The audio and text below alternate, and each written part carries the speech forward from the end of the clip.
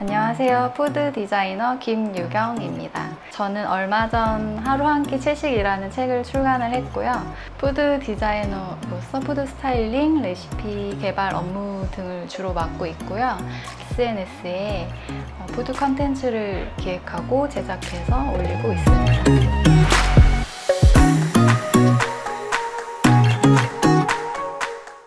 하나의 컨텐츠를 구성하고 컨셉에 따라서 이제 결과를 만들어내는 작업이 디자인이랑 굉장히 비슷하더라고요. 그래서 스스로 푸드 디자이너라는 이름을 정하게 되었고요. 푸드 디자이너라는 말이 생소할 수도 있는데 제 시작이 디자인이었고요. 제가 배운 것들을 제가 일하는 것에 또 많이 적용을 하려고 노력을 하고 있어요. 지금 소비자들이 현재 원하는 것이 무엇인지 파악하는 것에서부터 시작을 하고요. 또 그거를 반영해서 저만의 색깔로 나타내는 것이라고 생각합니다. 상대방을 잘 설득할 수 있는 결과물을 내야 되기 때문에 음식이나 레시피뿐만 아니라 문화라든지 심리학에 대한 공부도 저는 필요하다고 생각을 합니다. 메뉴를 구상할 때는 생소한 재료를 좀 쉽게 풀어보려고 노력을 하는 편이고요. 또 일상에서 흔히 접할 수 있는 재료들 같은 경우는 흔히 접해볼 수 없었던 메뉴로 풀어서 재미 요소를 주려고 하고 있습니다. 또 제철 재료를 많이 소개하고 싶어요.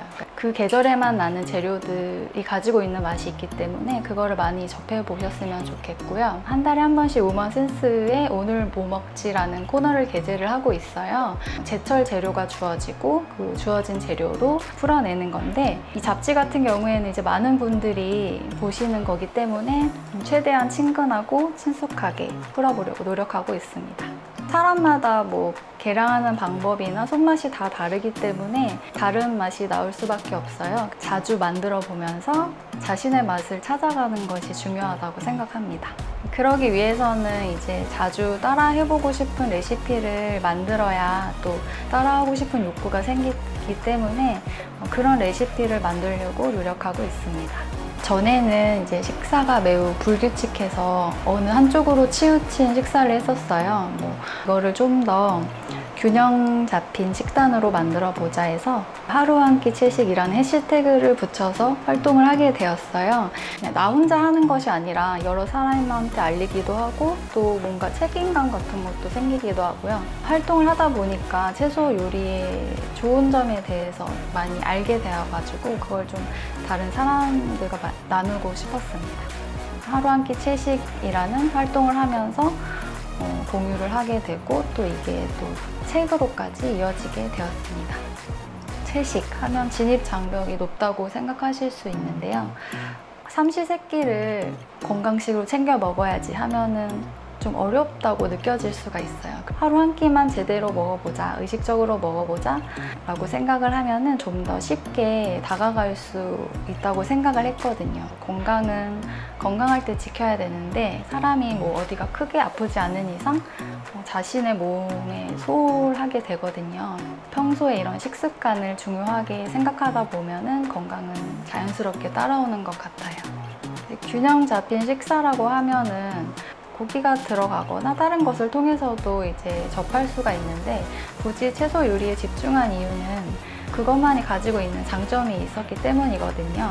그러니까 저의 개인적인 경험을 말씀드리자면 저는味覚이 예민해진 게 가장 좋은 점이었어요. 처음에 채소 요리를 시작할 때는 외국에는 어떤 채소 요리가 있는지 호기심이 생겼었어요. 외국 서적도 많이 찾아보고 그런 요리를 주로 하다가 요즘에는 우리나라에서는 그럼 어떤 채소 요리가 있나 찾아보게 되었고 자연스럽게 사찰 요리를 배우게 됐어요.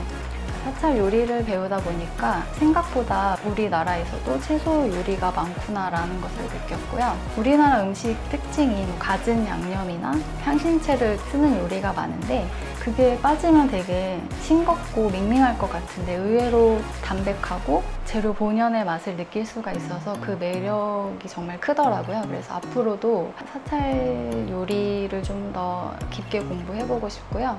재료 본연의 맛을 찾으려고 노력하고 싶습니다. 여자친구들에게 하고 싶은 말은요. 지금 제 나이대가 일과 내 삶에 있어서 이렇게 고민이 많은 시기인 것 같아요. 제 주변만 하더라도 결혼, 육아, 직장 이 세 가지 중에서 어느 것을 내 삶에서 선택하고 포기해야 하는가 고민을 많이 하더라고요.